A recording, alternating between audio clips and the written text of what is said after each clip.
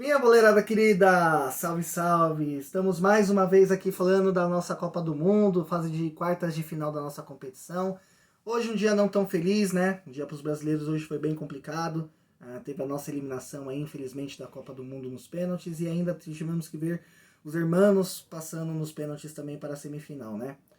Bom, não tem como fazer muita análise aqui tecnicamente, taticamente, né? Vai ser bem difícil. Paixão fala mais alta, a decepção foi muito grande. Acreditava muito nessa geração do Brasil, muito nessa seleção ganhando essa Copa. Acredito que tenha sido uma das Copas que teria um caminho mais fáceis para o Brasil poder chegar até a final.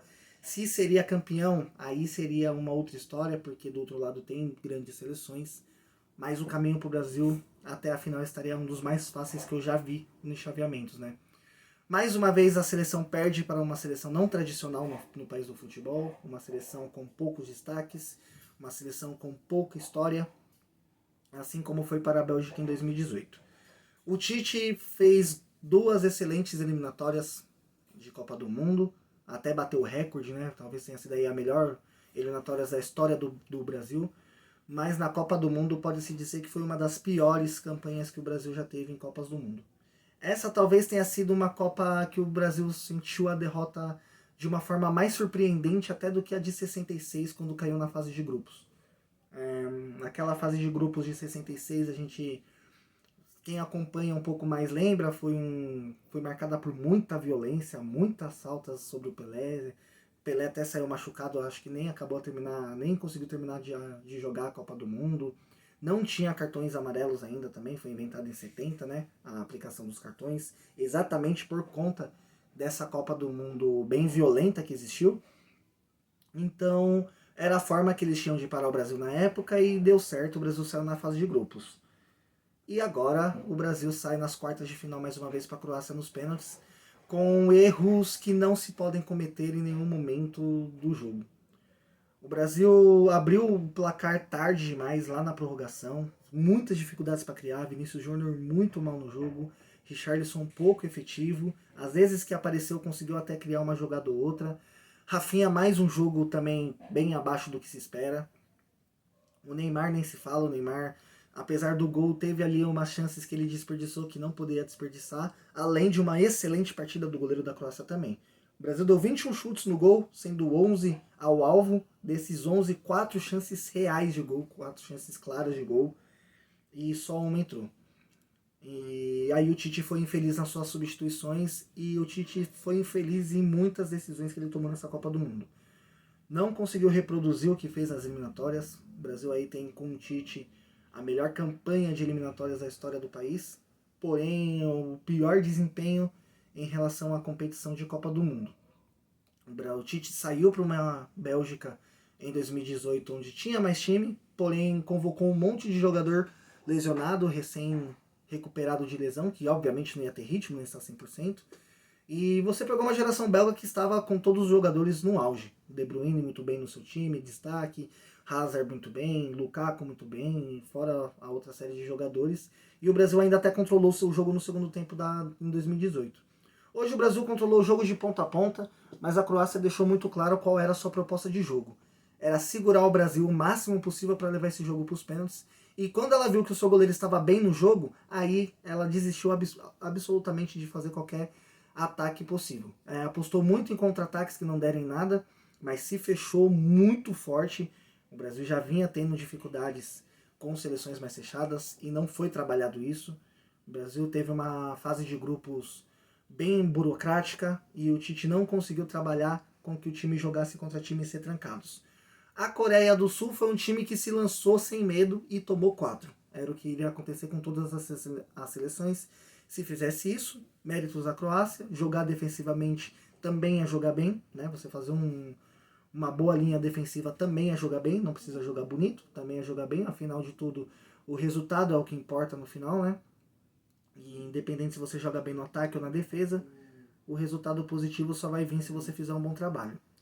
O Brasil amassou de ponta a ponta a Croácia, teve as melhores chances do jogo, tanto que a Croácia teve um chute ao gol no alvo. E foi o que entrou, né? O Brasil teve 4 chances claras e nenhuma entrou. Na verdade, uma só entrou, né? Foram 9 chutes da Croácia ao gol, só uma foi no gol e ela entrou, acabou entrando. E aí se questiona um pouco a atuação do Alisson, se é um goleiro que passa confiança. Eu acho que o Brasil estava bem servido com os 3 goleiros que tinha no seu elenco. Talvez ali você teria um ou outro goleiro que se sobressaísse sobre um deles ali em algumas funções. O Everton acredito que seria o melhor goleiro para pênaltis, não o Alisson. E o Ederson talvez o melhor goleiro para saídas de bola e não o Alisson, né? Mas o Alisson embaixo das traves pelo Liverpool muito bem, pela seleção vencendo muito bem, mas não foi testado, né? Não dá para se dizer que era um goleiro.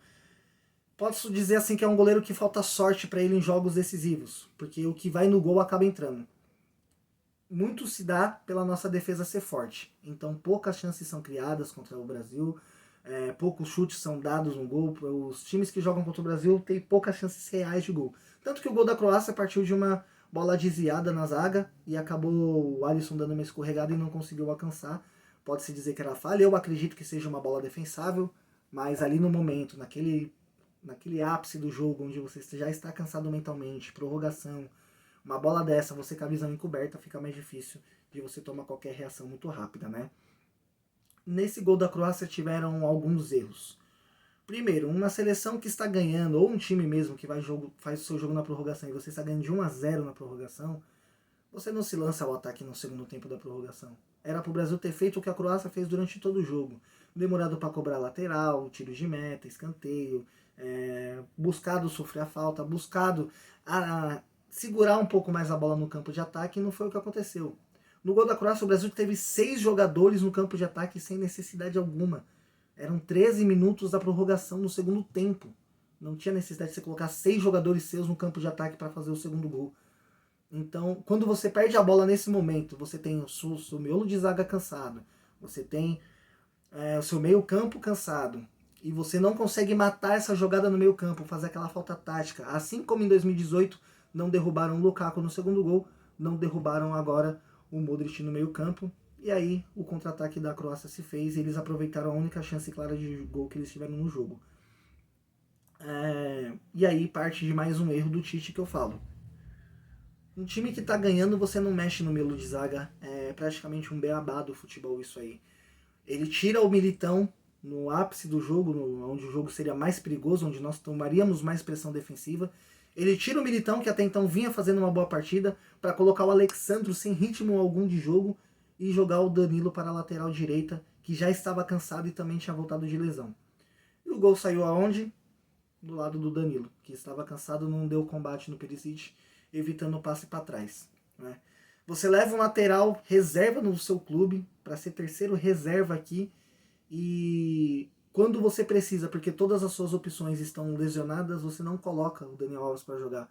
Você coloca um jogador improvisado, um zagueiro improvisado de lateral direito, e você improvisa um jogador na lateral direita, da lateral direita para a esquerda. Tudo bem, é a posição que o Danilo joga lá no Juventus, mas você vê que o Brasil não tinha profundidade nenhuma para aquele lado. O Danilo muitas vezes apoiou no ataque, mas muitas vezes ele teve que voltar a bola para o pé direito, porque ele não tem precisão com o esquerdo para jogar a bola para trás. O Brasil tinha que recomeçar, e aí dava tempo da Croácia se recompor toda na zaga. Então esse foi um erro. Planejamento de convocação do Tite, mais uma vez, deixou a desejar. Nós já tínhamos comentado sobre isso. Muitos jogadores no Brasil aqui talvez teriam uma possibilidade maior e um desempenho melhor na Copa do Mundo do que os que foram convocados, né? Algumas peças, como por exemplo o Fred, Bruno Guimarães, que não fez uma boa partida. Você levou o Pedro, mais um jogo que você pouco aciona dentro da área, então o estilo de jogo do Tite não beneficia muito os centroavantes, tanto que o Gabriel Jesus foi muito criticado por isso, e agora o Pedro acaba tendo um rendimento também não tão bom na Copa, né? Então você vê que não é um problema do jogador em si. Gabriel Jesus fez 2 Copas do Mundo horríveis, né? Copas do Mundo para esquecer. Não foi nem de longe o Gabriel Jesus que foi no Manchester City, no Arsenal, ou até mesmo no Palmeiras quando iniciou, ou aquele Gabriel Jesus das eliminatórias que nós vimos, né, em 2018, lá em 2017, na Copa América. Então, não beneficia o centroavante. Tinha peças melhores para se colocar. Talvez se o Tite quisesse ali recuar um pouco o seu time, era hora de você mexer um pouco no ataque. E aí, mais um erro muito fatal na disputa de pênaltis. O seu melhor batedor de pênaltis tem que bater o primeiro pênalti. Você não pode deixar ele para bater o quinto pênalti para que saia com a estrela. A estrela é quando todo mundo ganha, não quando um jogador faz o gol de pênalti. O Brasil ia comemorar da mesma forma a classificação para a semifinal se fosse o Neymar marcando, o Rodrigo, o Casemiro, o Alisson, quem quer que seja, o Brasil ia comemorar da mesma forma. Então, para mim, o Tite foi errado. E aí pode se questionar, mas não tem mais essa de levar o papelzinho para o juiz de quem vai bater e de quem não vai. Tá bom, mas é treinado e é selecionado os jogadores pelo técnico quem vai bater numa disputa de pênaltis, numa provável disputa de pênaltis. Quem foi bater era a lista que o Tite tinha, era de confiança. Eu não colocaria um jogador de 21 anos, reserva da nossa seleção, na sua primeira Copa do Mundo, para bater o primeiro pênalti, sendo que a nossa seleção começou em segundo lugar batendo pênalti, né? Porque a Croácia bateu primeiro. Então, a Croácia bateu primeiro, fez, obviamente, a pressão ia cair sobre o Rodrigo, bateu um pênalti muito ruim, muito mal. O goleiro tinha feito uma boa partida já, então era óbvio que essa cobrança seria ruim. E aí depois com o Marquinhos acabou sacramentando a eliminação para o Brasil. Fica de lição para as próximas Copas, espero, né, que 2026 seja bem melhor. Geração do Brasil é muito boa, dá para aproveitar muita gente boa aí para a próxima fase, mas precisa fazer um planejamento melhor de convocação. Não é só porque um jogador joga na Europa que ele tem que ser convocado. Ele precisa ser destaque na Europa para poder ser convocado. Aí, o que não for, você pode pegar aqui do Brasil, porque aí você tem um entrosamento melhor, você tem um jogador que entende sobre pressão, porque vai ter pressão, e você entende sobre uma malandragem sul-americana, que é aquele momento de segurar a bola na frente, de não avançar muito, de não ter 6 jogadores no campo de ataque na prorrogação, e de que vai matar a jogada do time adversário no meio campo já, né? Bom, então essa foi a nossa seleção. Agora vamos falar de Argentina e Holanda, um jogaço, também não tem muito o que falar, né? Um jogo bem movimentado, o Messi fazendo talvez o que seja a sua melhor Copa da história. O primeiro gol da Argentina foi num belo passe dele, e aí foi um baita de um golaço, o gol do Molina. E o segundo gol foi do Messi de pênalti. E aí a Argentina tinha quase que encaminhado a sua classificação. O gol de pênalti já foi quase no finalzinho do segundo tempo, mas não demorou muito para a Holanda mexer seus pauzinhos. O técnico Van Gaal fez as suas substituições e deu muito resultado, deu um resultado muito bom. O Weghorst fez o primeiro gol de cabeça. E aí a frieza holandesa na jogada do gol de empate foi absurda. Último lance de jogo, falta na entrada da área, uma falta infantilíssima do zagueiro da Argentina. Os caras, ao invés de bater a falta direta, eles fazem uma jogada ensaiada e sai o gol de empate. Aí o jogo vai para prorrogação. A Holanda ainda teve chances de virar esse jogo na prorrogação, não conseguiu. E aí nos pênaltis, o goleiro da Argentina é muito bom nos pênaltis. O Martínez, ele é excepcional. A Copa América, ele carregou a Argentina praticamente até a final nas disputas de pênaltis. Foram 2 defesaças, porque se você for ver os pênaltis dos holandeses, apesar de ter sido meia altura, que é o sonho de todo goleiro bom, esse pênalti batido a meia altura, foi batido bem forte no canto e ele foi buscar, né? A Argentina ainda teve um pênalti perdido pelo Enzo Fernandes, chutou para fora, mas aí com o Lautaro Martinez, ele fez o gol da classificação da Argentina para a semifinal. Então, primeira semifinal decidida, a Argentina e Croácia, né? Infelizmente não deu pra gente, a gente se despede agora da nossa Copa do Mundo, o sonho do Hexa vai ficar para 2026. Acredito muito nessa geração do Brasil, dá para aproveitar muitas peças ali. Uma urgência aí precisa ser feita para criar alguns laterais, né? Um trabalho melhorzinho aí, vamos ver quem que vai ser o próximo técnico, porque o Tite já pediu as contas. O Tite já tinha dito que era a última Copa dele, depois ele ia sair da seleção. Não gostei da atitude do Tite, de nos pênaltis ter virado as costas para os jogadores e ido pro vestiário.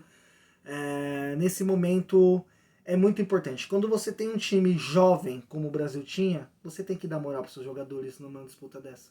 Porque eles vão com medo, eles vão carregando nas costas toda essa pressão de uma nação. Então foi muito infeliz o Tite. O Brasil fez uma Copa do Mundo muito fraca.